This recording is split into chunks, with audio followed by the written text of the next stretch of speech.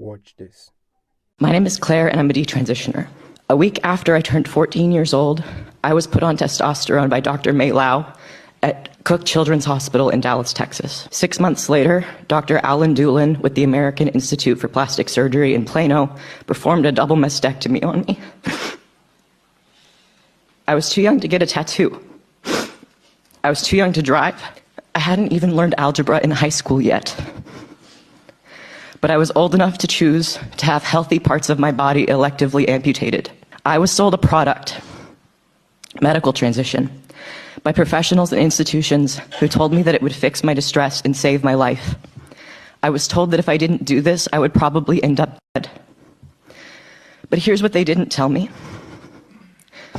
They didn't tell me that taking cross-sex hormones and undergoing major surgery at 14 years old could leave me with pelvic floor dysfunction and urinary incontinence, problems I have to manage now as a young adult. I'm only 20 years old. They didn't tell me that these complications are common enough to be known risks, and yet they were hidden from me at an age where I didn't even understand what these terms meant, let alone the impact they would have on my daily life.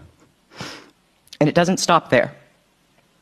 When I tried to warn others by leaving honest reviews on my surgeon's websites, describing my regret, the complications, the lack of real informed consent, my reviews were deleted.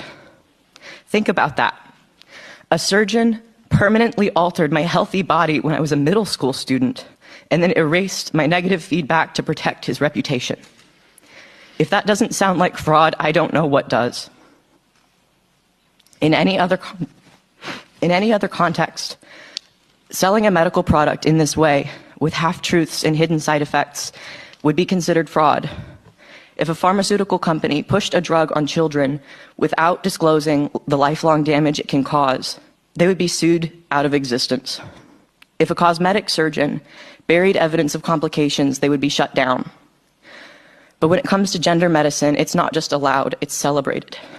And anyone who asks questions is called hateful. Every week, I hear from more young men and women like me, people who were convinced as kids or as teenagers that the only way to survive was to become a lifelong medical patient. We now live with the irreversible consequences, the scars, the side effects, the pain, and the grief. And we watch helplessly as the same professionals and clinics keep selling the same product to the next generation of vulnerable kids while silencing those of us who speak out.